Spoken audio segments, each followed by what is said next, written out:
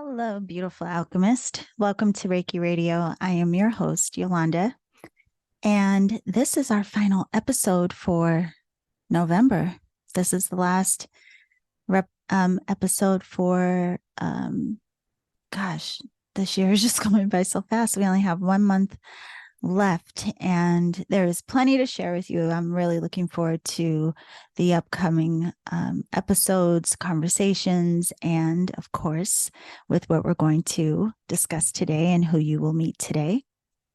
So we're going to round out this month with another insightful conversation with founder of Awaken Harmony. Her name is Carla Fernandes, and we discuss her 3-step formula, which is unpacking trauma, getting to know our true nature, and aligning with divine purpose. She has an incredible story, which you will hear all about in our conversation. We have some fun, some laughs. I'm sure there will be parts of her story that you resonate with or may even remind you of other people that have crossed your own path, even some of your clients, perhaps. But it's very interesting, always to me, how people come into this journey of healing and transformation, what brings us here. And for Carla, she said it was to the point where every emanation of her life was just screaming for healing. But again, you'll hear all about that. I just want to let you know right away, though, to learn more about Carla and her work, please visit awakenharmony.ca, and you can follow her on Instagram at Awaken Harmony and the number 8. Also, of course, that's down in the show description. I also want to say the Reiki Rays Global Healing Summit, the 8th annual summit, has finally wrapped up. And I just want to say I appreciate so much the messages and the feedback that I received after the summit. So if you sent me an email, a message on social media, whatever it was, I read them all. And I am very, very thankful that you also, like myself, got a lot of insight from the summit and the guests. It was a lot of fun. It was my second time co-hosting, and it's just, again, that's why I even do Reiki Radio. I love meeting practitioners, healers, teachers of all different lineages, from all different systems and practices, because you all know, I say it all the time, we learn and grow in exchange.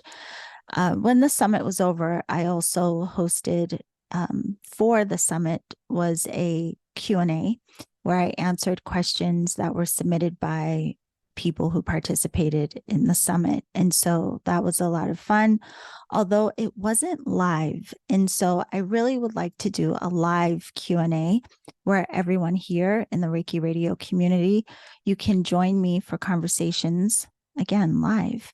And you can ask me whatever you want to ask me about Reiki, my personal path, different practices, and I will share with you what I know. If there's anything, of course, that I don't know, I will try to point you in the right direction. But one of the best ways to join me for live Q&As is I do host the Reiki Radio Roundtables on Tuesdays at 4 p.m. Pacific. I also host the Seeker Circle on the second Sundays of the month. And you can get the links to both of those to meet me live, chat with me live about your practice. Again, ask me questions. We can talk about what came up for you on the episodes of Reiki Radio. Just go to my app and you will see where you can access those links to join me. So if you go to the Apple App Store, or if you go to the Google Play Store for Androids, look for The Energetic Alchemist and download my app. There's lots of free content there for you. And if you want to do a membership option on the app, you get even more content, including oracle readings by sign that I do throughout the week. There's also alchemy tools, Reiki tools, guided journeys, meditation, so much content. And I often put other things like I have a free course on there called Joy-Filled Healing. And naturally, if you have ever worked with me and know how I function, there will be a lot more that I put on there to support people on their paths. So, all right, let's get into this episode, shall we? Let's meet Carla Fernandes. Again, if you want to connect with Carla, the links are down in the show description. if you want to connect with me, go to my website, theenergeticalchemist.com. While you're there, sign up for the newsletter and don't forget to download the app. I will see you beauties on the other side. Okay, beautiful alchemists. Today we are here with the beautiful Carla Fernandes of Awaken Harmony. Carla, welcome to the podcast. Thank you so much for having me. It's such a pleasure being on your show, and I'm excited to be diving into today's conversation. Yeah, so am I. And, you know, you and I, fortunately, we got a chance to chat and get to know each other a bit a few months ago, I believe. And Mhm. you have a very interesting story. And I'm excited for everyone to hear because I think there's a lot of inspiration in there, what it is that you've gone through and how your healing work has supported the journey, of course. So I wanted to just start there with you. I know that you had a career in investment, and so many people have this story of, you know, corporate life and then, right? But Mm. you were so busy at the time and also we're going through some health issues. So can we just start there and tell us a bit about what you were encountering back then? Yes, of course. So this is going back, I would say, about 7, 8 years ago now. Mhm. And as you mentioned, I was in sort of corporate Canada or corporate America, very similar Yeah. type of culture. Where you're sort of conditioned and encouraged to keep climbing that corporate ladder, keep striving for the next sort of opportunity or the next step in that sort of ladder. And certainly that's great. I'm a very driven and motivated individual, but I guess at that time I didn't realize that my drive and motivation or what I was working towards wasn't really actually fulfilling Mm. me at a deeper level. And, I just sort of pushed on through for many years. And I mean, this really comes from even earlier, an even earlier point in my life where, I'm a first generation immigrant. And so when you immigrate to a new country, sort of the values and the work ethic that is instilled in you Yeah. as a young individual is a little bit different than individuals who are maybe born in that country already, right? Yeah. And so, coming over to Canada and sort of watching as a little girl, watching, how hard my parents had to work just to be able to provide for the basic necessities and just sort of that mentality that they instilled on us as children that, in order for us to be able to be successful or to have, some comfort and security in life, that we have to work extremely hard in Yeah. order to be able to achieve those things. And so that was sort of ingrained from such a young age that I think, I started working at 11 years old and I was doing school full time. So at a young age, I already had cultivated this attitude that I really needed to work, you know, 12, 13, 14, 15-hour days in Yeah. order to be able to, get through school, get the basic necessities covered, and just really survive. Wait, And I, so I that have to ask you about that, Carla, because as I'm hearing you say this, it's so interesting. Just curious, at that time, was it like, was there an underlying fear of not being successful or not working? Like, was there a pressure that drove that? Or was there a part of you that actually enjoyed the chase, I guess? I think there was a lot of pressure because of being like a first generation Yeah. immigrant and knowing that my parents, they sacrificed a lot, they gave up a lot in their life in order for us, their children, to be able to have better opportunities. I felt this bigger duty Mm, to fulfill, that sort of typical success chart, right? Like, right. what my family would consider to be successful, or what typical society would be considered to be successful, is that, I wanted to make my parents proud because I knew how much they had, given up in their life, how much they had fought to be able to provide us with these opportunities that they didn't have for themselves. Yeah. And so, I think there was that definitely an innate sort of motivation and drive within me, because that's Yes. just part. personality.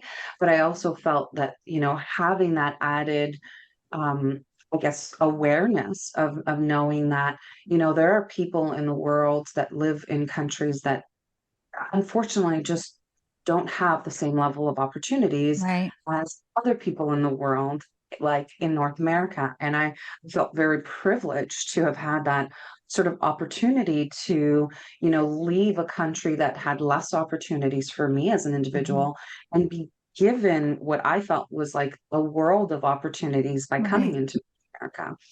And certainly there are very many opportunities here in North America.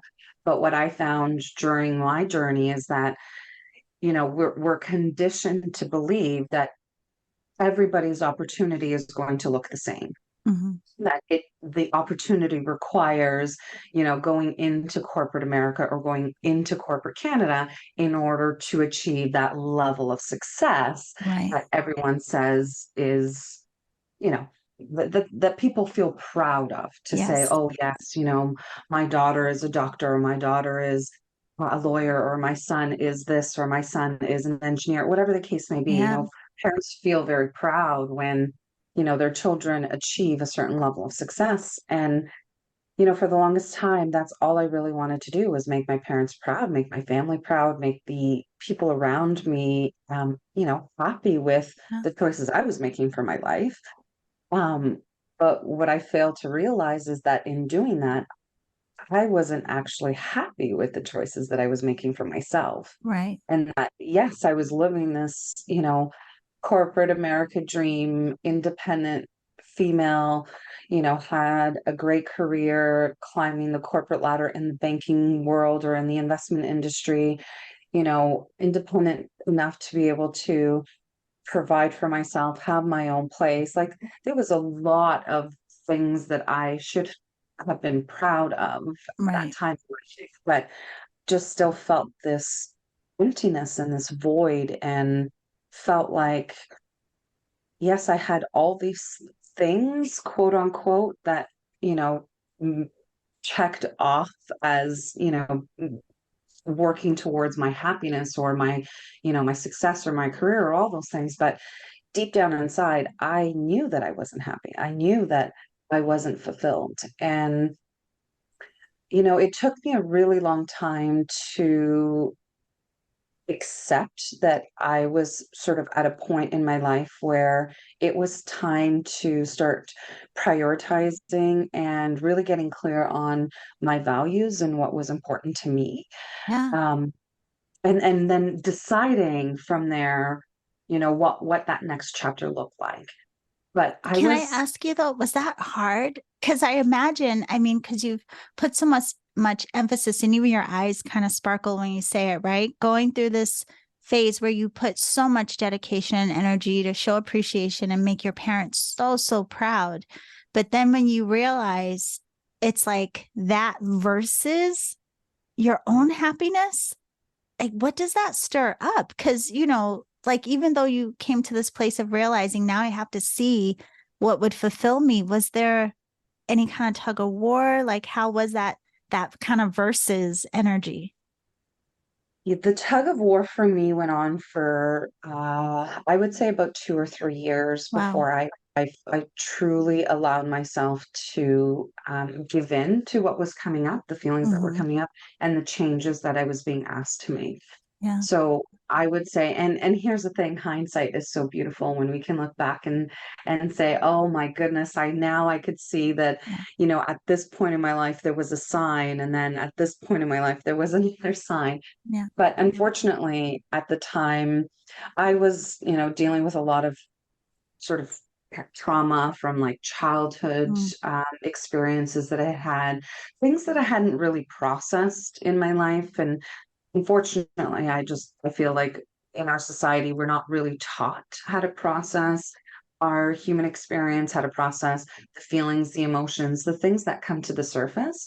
In fact, in many cases, we're really encouraged to, bury those feelings, to not acknowledge those feelings, to just brush them under a rug so that we can pretend that everything is happy and joyful in our life. Yeah. And think, I fell along to that sort of conditioning and that programming for many years. And I just unfortunately didn't process any of the things or any of the experiences that I had had up until that point in my life. Now, I think I was about 33 when this sort of all came to a boiling point.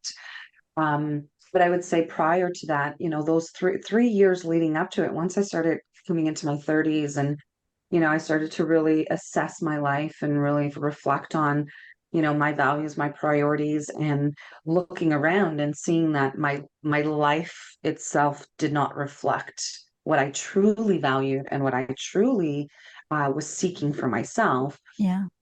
It was still very scary in those first few years to find the courage to even make a change Yeah. because as you said earlier, I spent so much time, so much energy, so many resources, financial resources into my career. I was an investment advisor for 15 years and every few years I was upgrading and taking new courses and Mhm. developing my skill set and my knowledge. And so I woke up one day and I thought, oh my goodness, I can't see myself doing this for the next 20, 30 years of my Right. life. But what am I going to do now? I don't know anything else. I've invested all this time and money and energy. And I felt like, if I even begin to tell people in my life that I no longer want to do this, what is everybody going to think? Yeah. What's my family going to think? I've spent so much time, money, I dedicated so much energy, so many resources, like working 16-hour days, That's pouring like your myself. whole identity at that point. Exactly. And it was, and that's that. Fortunately, my career became my identity because I didn't allow space for anything else in my life Right. to form part of my identity, right? I didn't have time for, solid friendships, solid relationships. And so it really just took over my entire being. And aside from that, at the same time, I was dealing with all of these physical symptoms that were coming up. Mm. And I was, really chasing a solution or an answer to the physical conditions I was experiencing. I was dealing with a lot of irritable bowel syndrome, like my tummy was always upset no matter what I ate. I tried, you know, um, process of elimination. Like I removed everything from my diet and then reintroduced things to figure out what were the types of foods that were giving me allergies or upsetting my stomach. And it was so difficult because I would eat one food one day and it would be fine. And then a couple of days later, I could eat it again and it could upset my stomach. And so it became so frustrating for me to really pinpoint and target what were the things that I needed to eliminate Yeah. because it felt like at different points in my life, everything was upsetting me. Was the I was stress a contributing factor to that? Because I imagine, like, gosh, biggest, if you had that much pressure on you, I mean, if you were that stressed, anything would be yes. disruptive. Yeah. And I would say that was the biggest. Yes, there was certainly Yeah. certain foods that are more upsetting for my tummy than others, but the biggest thing was the amount of stress and anxiety that I was under that, I was having panic attacks on a regular basis. Wow. I would be driving in my car and I would have to pull over just because I would go into a panic mode. Not that anything was happening in front of me, Yeah. but my nervous system was so like it was such under such attack that just me going about my day-to-day life and doing the simplest things would have triggered and activated that nervous system to a point that I would be paralyzed sometimes and not be able to take any form of action or do anything. Yeah. I wasn't eating properly, I wasn't sleeping properly, I was having these breathing issues. And so I was chasing a solution for all of these physical symptoms. And, my first approach was to go to my, health doctor, my Yeah. traditional allopathic doctor. And for years, I would say 3, 4 years, he sent me for blood work, tests, all these different things to try and figure out what was going on. And it always came back that I was a perfectly healthy girl. And the more I heard that, the more I got frustrated because I knew that in my body I didn't feel healthy. I knew that there was something completely wrong about what I was experiencing, what I was feeling, what I was going through, and I just couldn't find a solution to helping me feel better. Um, so eventually it all just came to a boiling point. The more we sort of force ourselves and push ourselves to do things, especially when we're not in the right mental, emotional, physical, or even spiritual state of mind, the the more difficult that challenge is going to be for us. And Yeah. so I think for so many years, I just kept pushing myself to, do what I needed to do to show up for work, to show up for the people in my life. Um, I'm someone that people count on and rely on. So I do a lot for everyone in my life. And it was very challenging for me at that time to even just set boundaries and say, no, I'm not in a good place right now. Or, maybe I can do this for you tomorrow. It was Yeah. difficult for me because that wasn't modeled for me as a child. It wasn't something that is taught in school, right? So if we don't learn this from our parents, we grow up and we pick up on, these habits that then have an impact on us as adults. And so, I just continued to really push myself to do what I needed to do. And eventually my body just gave up and said, no more. No more.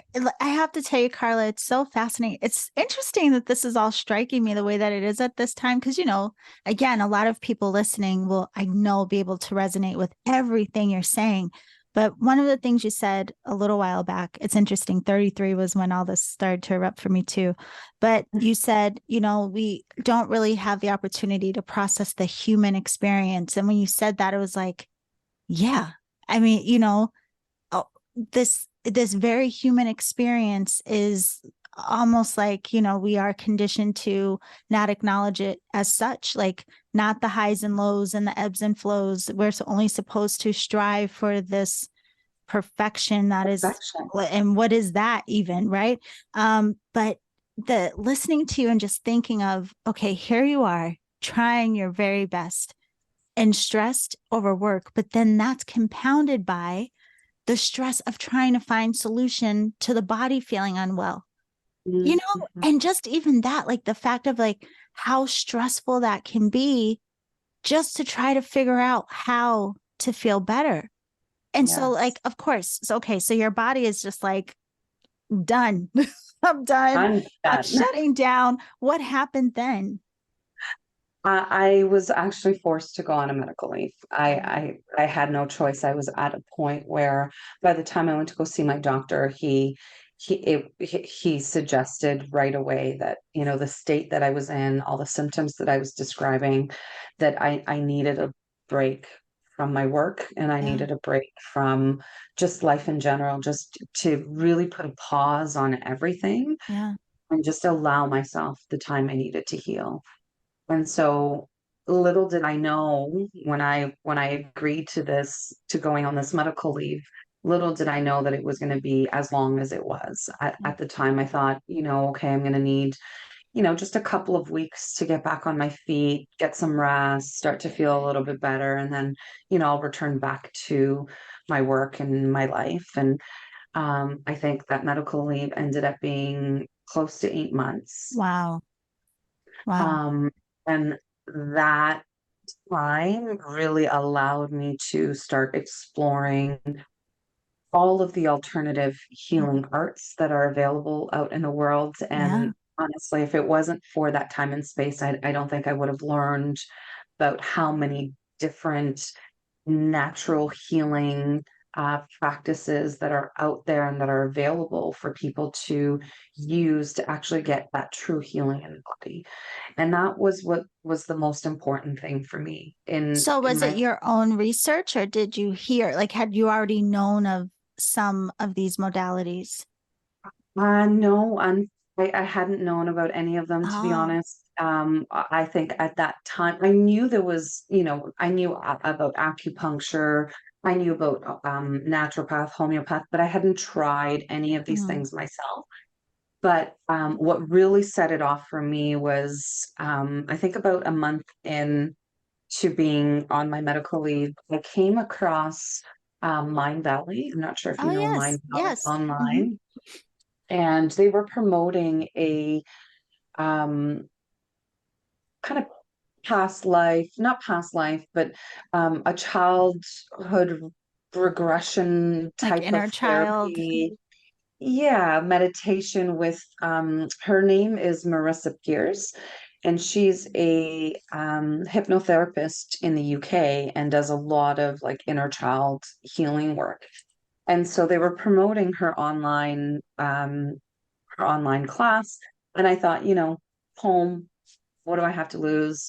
Let me participate in this. I've heard meditation's a great way to help people, you know, deal with their nervous system. So I thought, let me Hmm. just try this.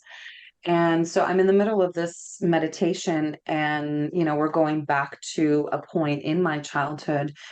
And I'm in the middle of my adult self embracing my child self. We're going through that sort of embrace of me reassuring my inner child that everything's going to be okay, that you're going to be Yeah. safe, that you are loved. And in that moment of the embrace, something came to me. It was like a download that came to me that said, it just said Reiki. Wow. And I said, and I was like, in the middle of the meditation, I was like, Reiki. I've never heard that word before. I'm like, what is Reiki? And I wanted to make sure that I didn't lose the word, because Yeah. when I came out of the meditation, I really wanted to do my research to figure out what is Reiki. And so it just kept repeating the word over and over and over again. And so I thought, okay, as soon as I'm done from this meditation, I'll regroup and then I'm going to start my research. And I did. And at the time, I looked into it. It was talking about how it's energy healing. And, I had always believed myself to be a very spiritual person. I mean, I had gone through different phases in my life where I either felt more connected or, less connected. But I always had, something in me that knew there was something greater than us, Yeah. that there was, a bigger source of energy, a bigger love than what we know. And as I started to do the research, I thought, okay, well, let me explore what Reiki is about. I reached out to a girlfriend. She had recommended a practitioner. And so I went for my first Reiki session, or my first conscious Reiki session, because I came to find out after having that first session that I had actually had Reiki done to me maybe 3 or 4 years prior, Oh, wow. when I was back home in Portugal for a trip. But it wasn't the person who did that energy healing didn't explain it to me as Reiki, didn't call it Reiki, didn't even say any of those things. I just Yeah. went for a session. They did some healing. And now when I reflect back, I can see that that was the first moment where I started to recognize that I needed to make a change in my life. Wow. So I felt like Reiki came into my life before I even knew what Reiki was. Yeah. I received an energy healing treatment that then propelled my life for the next 4 years. I felt it made things in my life worse, because Hmm. what I've come to learn now is that all those things needed to be shaken out of my life in order Yeah. to allow and invite new things to come into my life. So those first 4 years, I feel like, I received that Reiki treatment. It kind of purged and it got me to go through an even more difficult challenge in my career and in my life. But it was what I needed for me to be able to make the decision to come out on the other side. Yeah. And so it was interesting that then I made a conscious decision to go and have another Reiki session, which I thought at that time was my first Reiki treatment. And I found that session just to be so mind blowing. And I feel like in that one session, the amount of downloads and information and knowledge and wisdom that came to me was like incredible. It felt like I learned more in that one session about health, mindset, spirituality, our emotions than I had ever prior to that point in my life. And something shifted with that appointment. It just, I feel like it cleared the clouds away for me, Yes. and it helped me realize that I knew what my purpose was. At that point, I started to realize that I now know what my purpose is here on earth. And I started to feel more confident in knowing that because I have clarity on my purpose, now I know what the path looks like going forward. I may not know every step of the way. I may not know all the twists and turns that are going to come along the way, but I knew at that moment that I had to peel myself away from the corporate world and pursue what truly makes me happy. Wow. And I've always known that what makes me happy as an individual is to be of service for others, but in a way that is truly creating an impact in their life, not just, to be of service in a corporate or customer service type of Yeah. setting, but that, I will come into people's lives and help them make major transformations, make major changes that is going to improve their own lives, but also the lives of the people that are around them, right? Yeah. The ripple effect that we each create by the people the lives that we touch. I want to get Um, into the meat of this, like you discovering your purpose and going deeper into, how you even allowed yourself to pursue this. Because again, I know that a lot of people listening, so many people come to the space of recognizing the desire, but it can be very scary to make such a or huge leap and transition away from what is familiar, no matter how debilitating it may be. It's still familiar, and we're still in that story of stability, and this is what it has to look like, right? So I want to go deep into this for you, but I have to say, Carla, one of the things you said, I'm so glad you pointed out, was that initial session you had, the energy work that wasn't named, but then there Mhm. was this 4-year eruption. And the Mm, reason I'm glad you say it is because a lot of people think that, when energy starts to move and things start to come up and get uncomfortable to come out, they may think that they're doing this whole thing wrong, or they become afraid or frustrated or even upset of like, I wanted to feel better, not to go through whatever this may be, right? And it came to a point where I started to acknowledge like what we would call the dark night. It's more of like a sacred night. If we mm, really understand like the beauty of that disruption, it's hard and uncomfortable. I would not, try to sugarcoat that. But I'm so glad that you even acknowledged it. It was an initiation of sorts. It really was this catalyst of just breaking everything open. So now here you are, fast forward, whoop, 4 years later, stuff has been shaking and moving.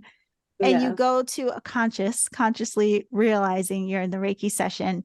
And so now, at this point of decision, did you feel more at peace with it? Was there still a tug of war? Was there any fear?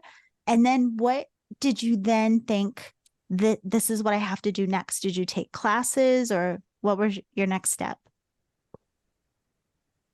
Even though I knew in my heart that I was, you know, sort of coming closer to understanding and knowing what that purpose was, Yeah. there was still a Mm-hmm. lot of fear because again, we've been so programmed and conditioned to believe that, if we're doing something that's not necessarily conventional or is off the beaten path, that it doesn't necessarily lead to success, Right. right?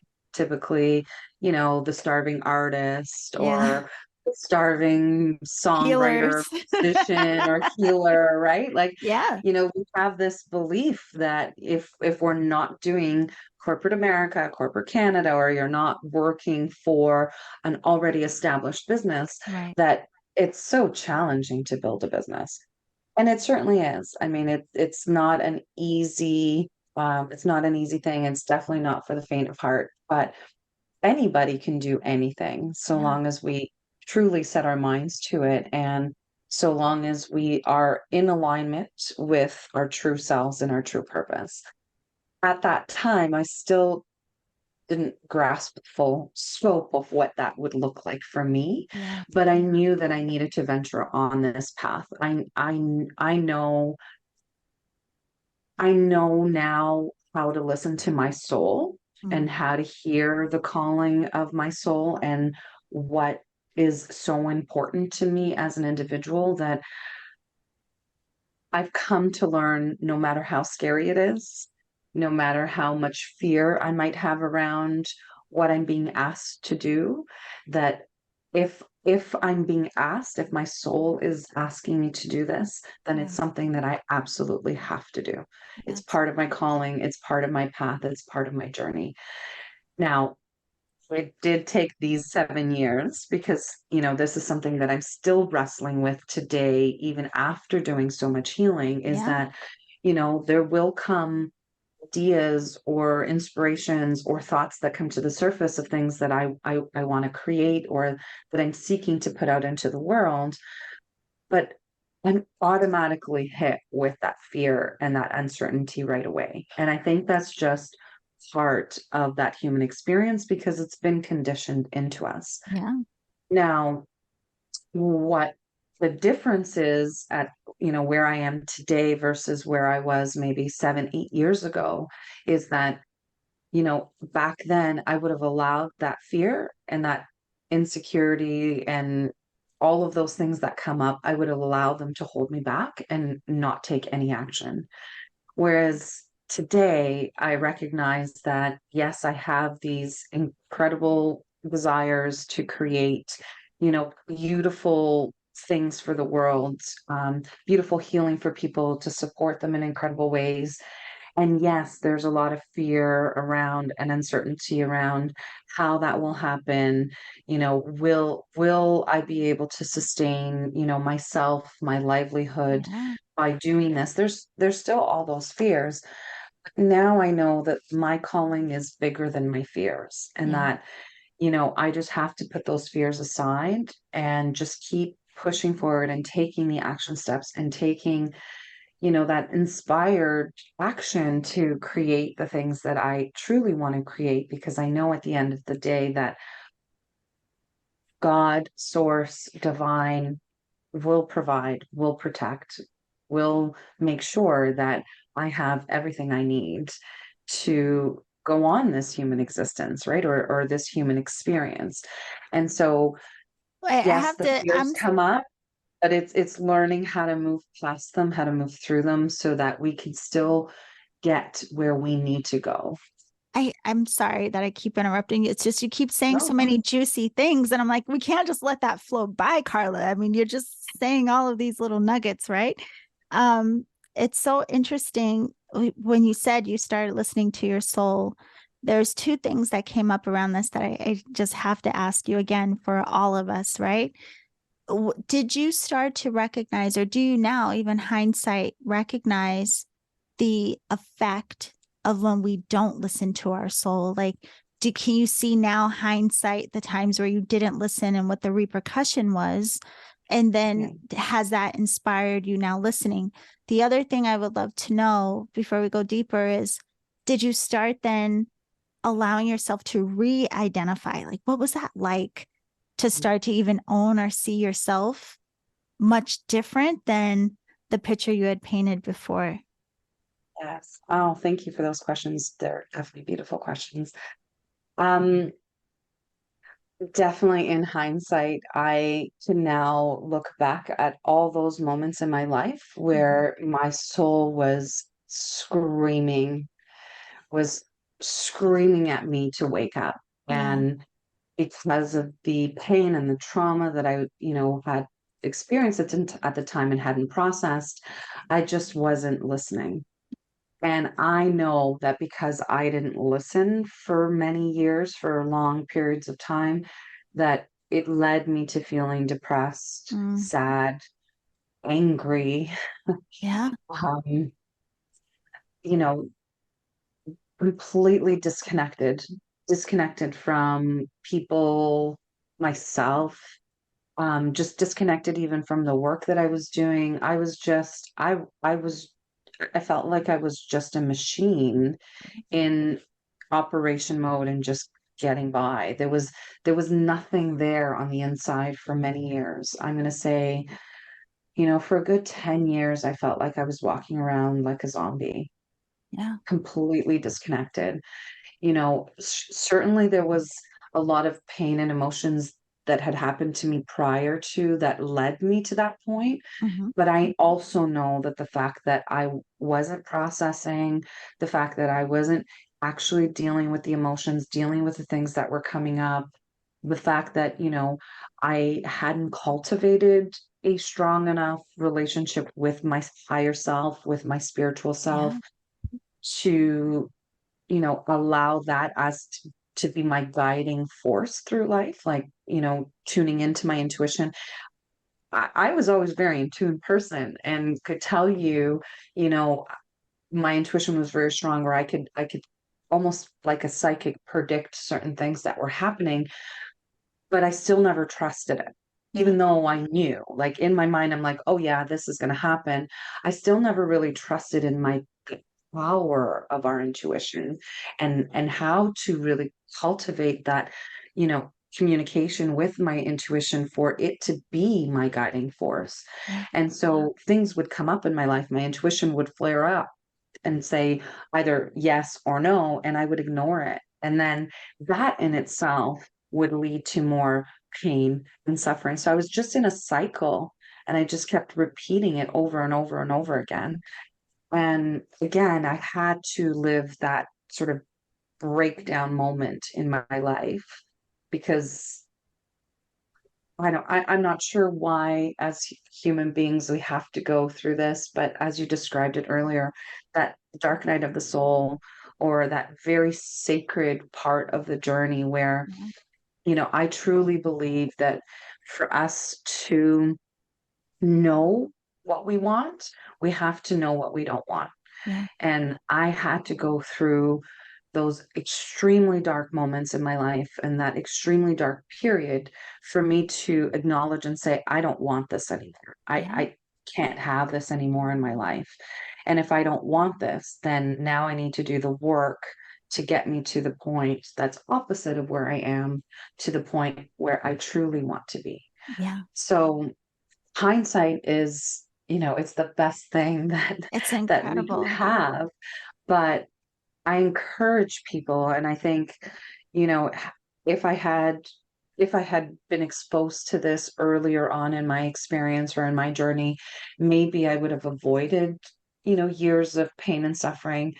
Now, at the end of the day, I know everybody's journey is exactly as it should be. Yeah. Um, However, I do wish that this information was available earlier, or that people were talking about the signs of what burnout look like, or what does it feel to be going through an awakening. Yeah.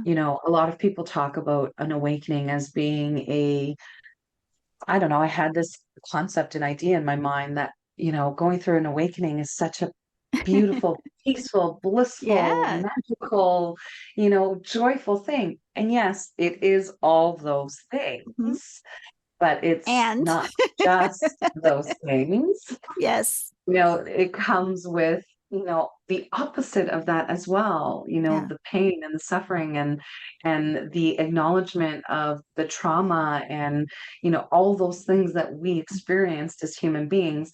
The awakening requires us to look at those things as well, not just the No. peace and the bliss and the happiness and the joy. And I find that a lot of people don't talk about the harsh reality of what an awakening or a healing journey really looks like. Yeah. We often will just focus on the beautiful side of the awakening, or on the aftermath of what the awakening brings into our life. Right. That's great. We all need to know what we can hope for, Look strive forward for, to. what we can, aspire to bring into our life. But we also have to understand that there is another real part of that experience, which is dealing with and Yeah. processing the emotions, the Okay, pain, the Carla, you did it experience. again. Let me tell you something. You are just really, I mean, what is happening? I'm so glad for this conversation. Because again, I mean, I know it's going to resonate with so many, but you're just articulating it all so beautifully, like what this path may look like in the experience of it. But something that you said again, it really struck a chord when you were talking about, going through part of the cycle and being so depressed, but now hindsight knowing it was because you weren't listening. You weren't listening to the parts of you that wanted to be acknowledged. You weren't listening to the soul aspect of you that was saying, like, hey, there's some part of me that's not okay. And the reason Mhm. it's so striking is because, you do hear a lot about like people, we will come into these spaces of depression, disconnection, and whatever, and often can't say why. And I think a Mhm. lot of times when people can't say why, it's even more disheartening. And then they judge themselves even more, and then may even receive judgment from others of like, well, if you can't say why, then you should be fine. Right. But I think you bring up a really good point that sometimes it's just that what's lingering beneath the surface that we just can't see clearly yet. And it Mhm. puts so much emphasis on that understanding of our wholeness, like that mind body connection, and how the effect of what we hold, it will manifest itself in such, you know, it can be very extreme. But instead of seeing it as something's wrong with you, a lot of times it's just an alert of something's ready to be known by you, you know? Yeah. Yeah. So that's Yeah. incredible. Just the way that you're describing this. I'm like, wow, like it's I think it brings a lot of understanding to the tougher parts of this. Yeah, and I've come, and I mean, this is just my opinion. It's not medical advice, Yeah. and everybody's circumstances is very different. But I came to realize that the biggest driver for me in my depression Hmm. was the fact that I was not connected to myself. Yeah. I was not connected to my higher self. I was not, in that dialogue, listening to the guidance and the advice, or, just I there was no dialogue there. Yeah. And I would argue that a lot of individuals who experience depression likely is for the same reason, is Hmm. that there is, and it's not to say that there was issues that I had had, or situations or experiences that I had at the time as a child that I hadn't processed. But in the moment of when I was dealing with the depression, you're right, there wasn't really anything wrong with my life, in Yeah. saying that if you were an outsider looking in, and that's often the comments that I would receive from people when I would, finally open up and talk to people about what I was going through. From the outside looking in, my life looked perfect, Right. right? I was a young girl in my 30s, had my own place, independent, had my own car. Like, there was so many things that were right. Yeah. Yeah. And quote unquote, no reason then for me to be depressed. But Yeah. in reality, it wasn't about any of those things. It was really about what was going on inside. And, just to sort of tie it back to those physical conditions. And when we were talking about how I spent years chasing solutions for those physical conditions, you know, once I went on that medical leave and I started to open myself up to the alternative healing arts, I realized that the physical conditions I was dealing with were the last sort of line in terms of how they were manifesting. Yeah. And so, as upset as I got when my doctor told me that it was all in my head, Mm. because I would keep going back to the doctor and he would say to me, "You're perfectly healthy. We've done blood work. You've gone to the specialist. There's nothing wrong with you. You're But it perfectly was healthy." right. He's like, it's just in your head. I used to get really upset at him when he would tell Yeah. me that, because I'm like, it's not in my head. Like, I'm feeling these physical conditions. Yeah. You're discounting what I'm feeling. And I know he didn't mean it in the same way, because Right. he's a traditional medical doctor. Yeah. But I now can reflect back and say, yes, he was so right. And had It no was clue. all in my head, Right. but all in my head in the sense that I needed to get my mindset, Yeah. I needed to get my emotions right, I needed to Yeah. get my spiritual practices in order. When I got all those 3 in check, the physical symptoms started to diminish. And so now what I teach my students and my clients and the people that I work with and anyone that will listen to me, because honestly, I've become so passionate about talking about how for us to be healthy and in a good state of being, we need to operate holistically, Yeah. mind, body, heart, and soul. And when I Yeah. say heart, I mean we need to get right with our emotions. We Yeah. need to get clear on what we're feeling. We need to process what we're feeling. And we need to recognize we've become like we're emotional beings. Whether we choose, whether we want to believe it or not, because, and as a culture, mostly in Western society, we're conditioned to not feel. You don't bring feelings into the corporate world. You don't bring feelings out into the world. You leave them at home. You check them at home. You Mm-hmm. don't mix personal with business. There's all these little like nuances that we have to live by. But in reality, we are emotional beings. That Right. is one of our bodies, is our emotions. And our emotions come to the surface because they're trying to show us something. Yeah. They're trying to alert us to something. And if we don't listen, then it will eventually lead to physical conditions. It will lead to much worse physical conditions than what I was experiencing. And Right. I felt like I was experiencing some pretty challenging things in my life, right? But I know it can lead to cancer, it can lead to Alzheimer's, it can lead to heart attacks, it can lead to all of those other more chronic, challenging physical conditions that humans are experiencing these years or over the last Yeah. number of decades. And I've learned that so much of that is because of our mindset and because of our emotions and because we haven't processed our trauma and our pain. And when we process that, when we go on that healing journey, when we integrate our mind, body, heart, and soul and start to operate in true alignment, then I know, and there are so many incredible stories out there in the world of people healing their physical body Yeah. from the most terminal conditions that we can think of. Yes. Brain tumors, life-threatening cancers. People have survived that. Yeah. People can heal their bodies from it. And once I started to realize all that, then I recognized that the power is truly in us Yes. and Yes. not outside of us.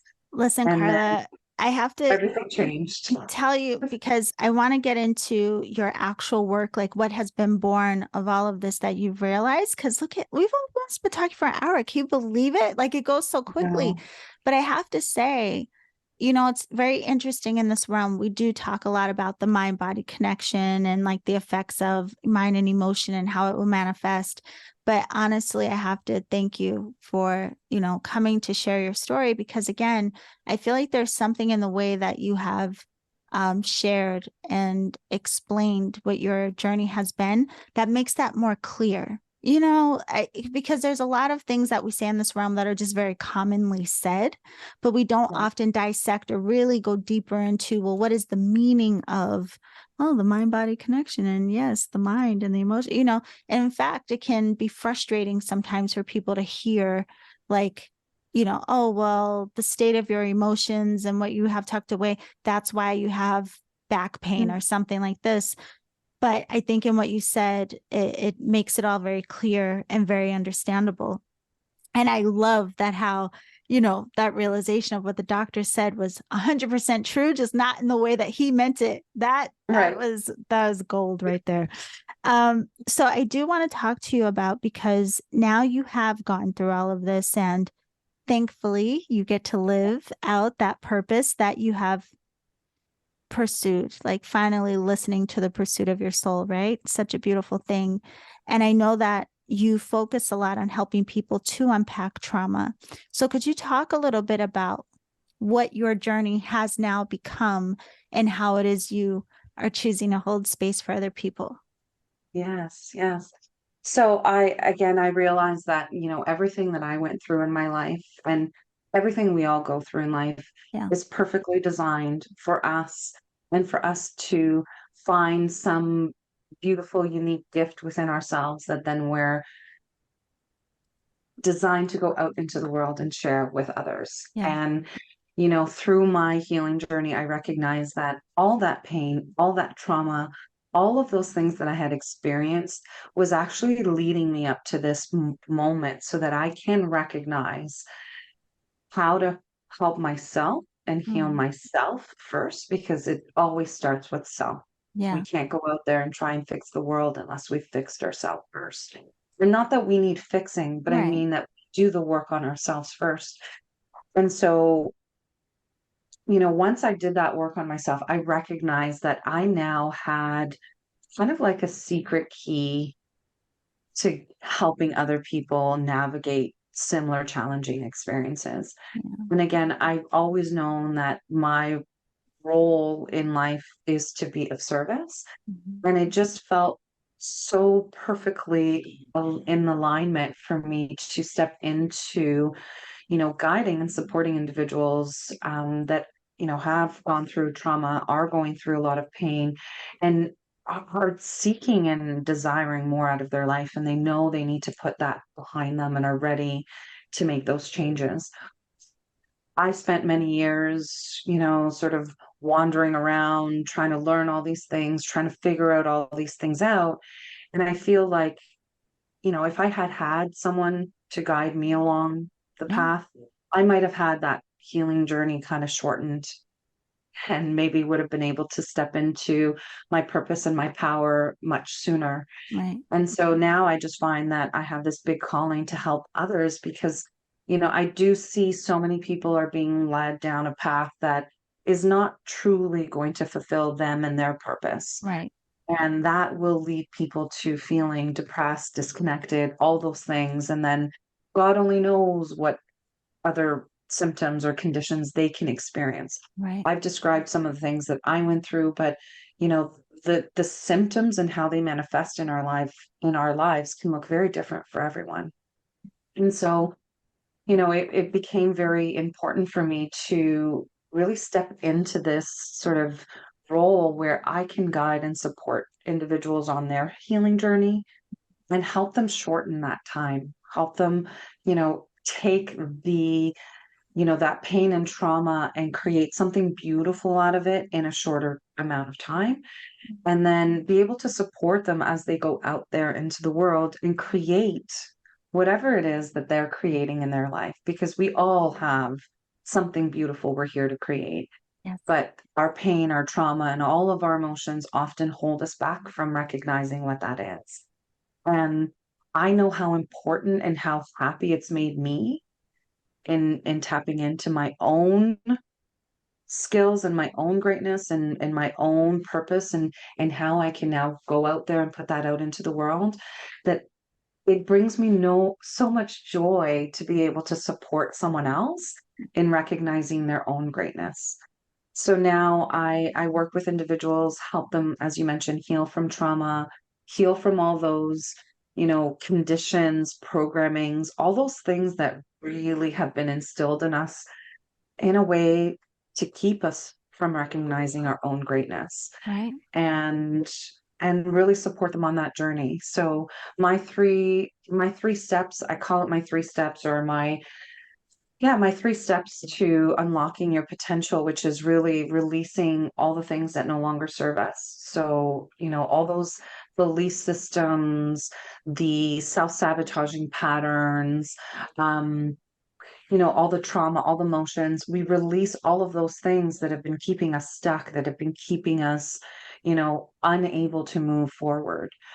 The second step is all about reconnecting, because I knew that when I was not connected to myself, I was lost. I was wandering around aimless. I had no direction in my life, had no idea where I was going. The moment I released everything and started to reprogram and heal myself, it opened up all this space for me to now.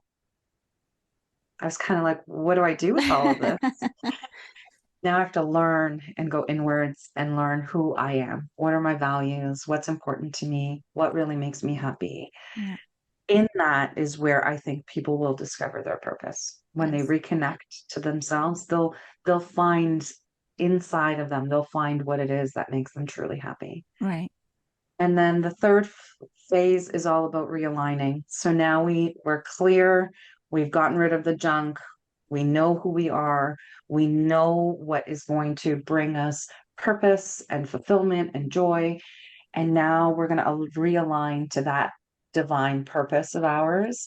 And Yes. we're going to start to take the action steps forward that we need to bring about this new identity, this new person that we're creating for the world to see in a new way.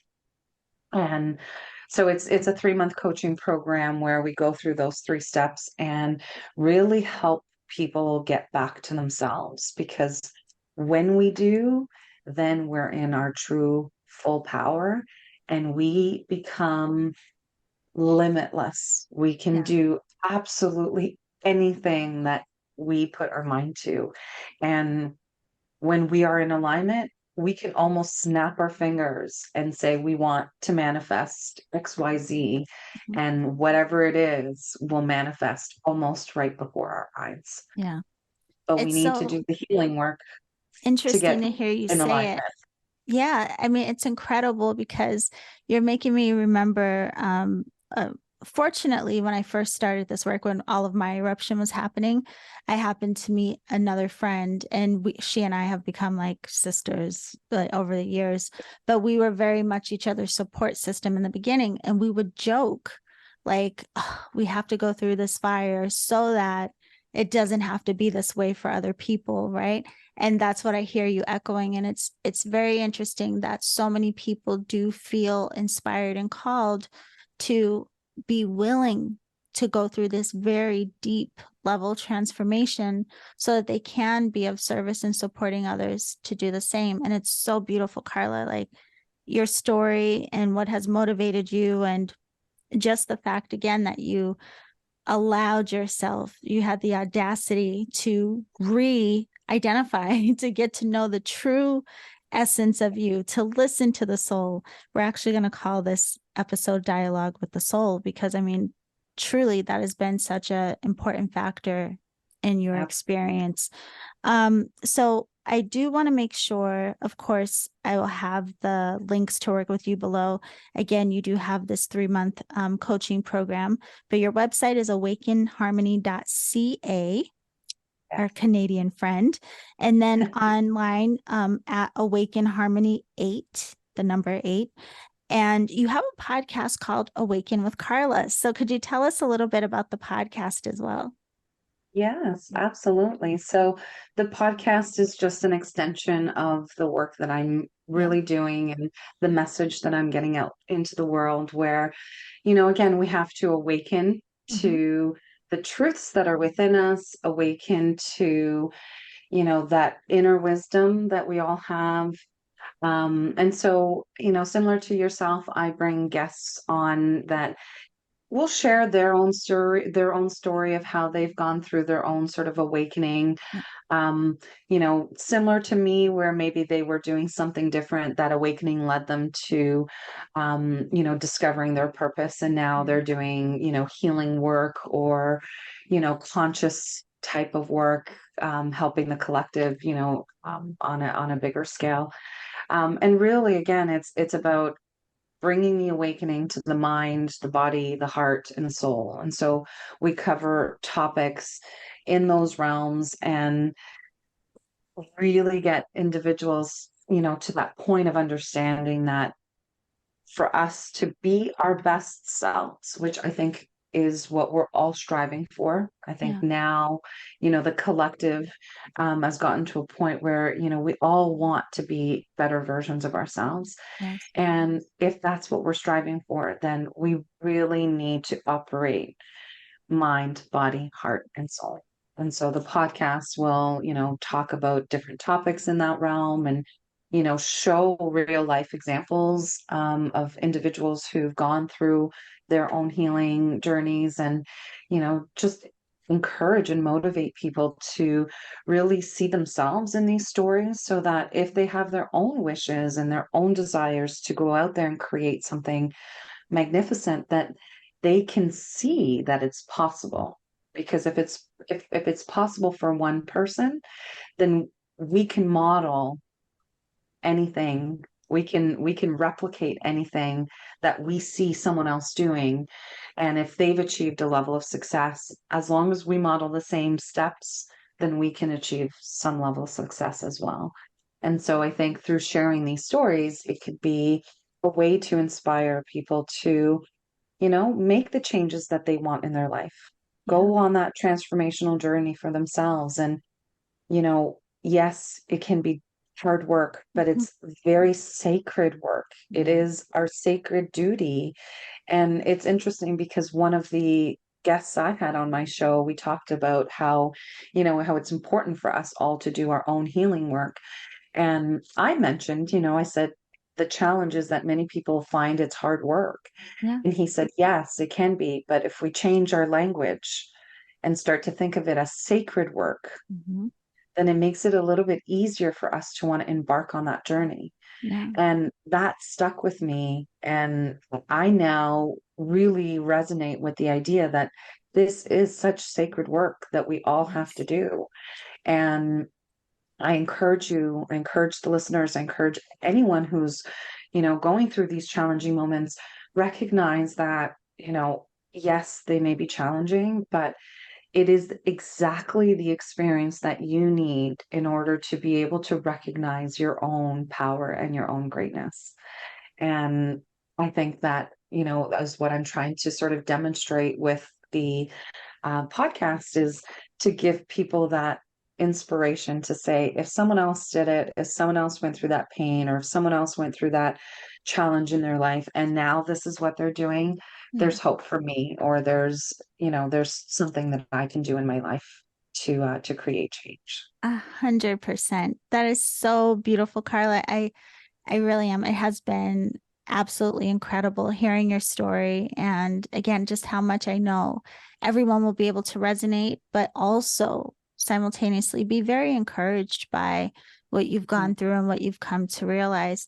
And it's funny you say with the sacred work, that's exactly why I had to reframe dark night to sacred night, because, I mean, like, yes, it's challenging, but the truth is it's sacred. And it's interesting how language, just a little shift in how we recognize things, how powerfully impactful that can be. So, my That's love, I have to thank you again for coming. Can you believe that hour went this fast? Like, It went fast. I know. it went so We've fast. had such a great conversation. When you said it's been almost an hour, I looked at it and I was like, wow, it has been almost.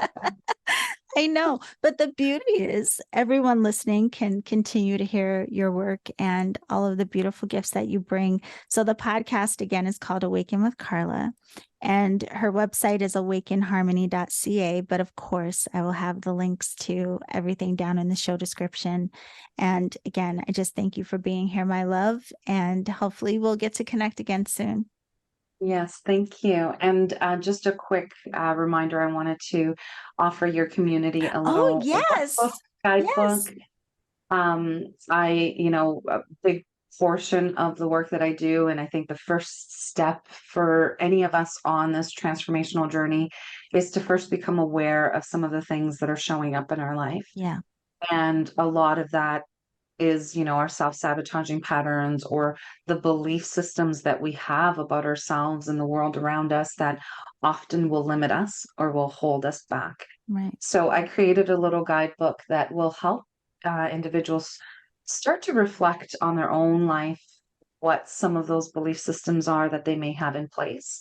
Yeah. Because again, that's the first step, is that awareness. So once we start to see what patterns, what beliefs we have and we're holding, then we can actually start to create the change. So I'd love to offer your community that little guidebook. I think it's a crucial first step in that healing journey. And then, of course, if anyone has any questions, I'm always available and would be more than happy to help in any way that I can. Thank you so much. So, is this something to access the book? Do they sign up for the newsletter, or will you provide a link? Yes, I'll provide you with a link, Okay. and they can go on and they'll be able to download the workbook directly. So you better get down into the little show description and get the link, get your free workbook. Yes. And, Exactly. all of the other ways to connect with Carla as well. Thank you so much. That's a very generous offer. Appreciate it. And yeah, well, that's it, babe. We've done it. You've done it. Thank you again We've for done having it. me on your show. It's been such a blessing, and I'm so honored to be here. Oh, babe, it was an absolute pleasure. And for everyone else, we will see you very soon. Bye for now.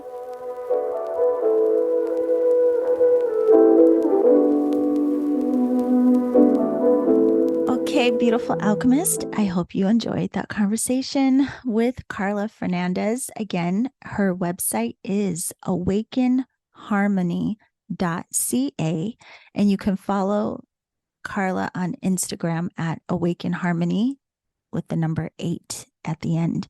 And the links for all of that, of course, are down in the show description. Just want to thank you all again for being here, for being part of the community. It means a lot to me. And again, I really, truly appreciate your emails, your feedback. Very excited to work with and meet some new alchemists, some of you out there next year when the registration for the Alchemy Circle reopens. That is my favorite way of sharing because it's ongoing mentoring for an entire year, but I get to know the members personally, and you all get to form friendships, relationships, and it's just a beautiful space of community. So this year, the registration's already closed, but it will reopen next year. So if you want to know when I will be reopening the Alchemy Circle, also any other upcoming classes that I will be offering in person and online, be sure to sign up for my newsletter. So go to my website, sign up for the newsletter. You'll also get access right away to 2 free downloads. So make sure to do that. And that is it, my loves. Be sure to download the app and follow me on Instagram at Reiki Radio. I hope you are having a wonderful, wonderful day. And remember to always journey in love.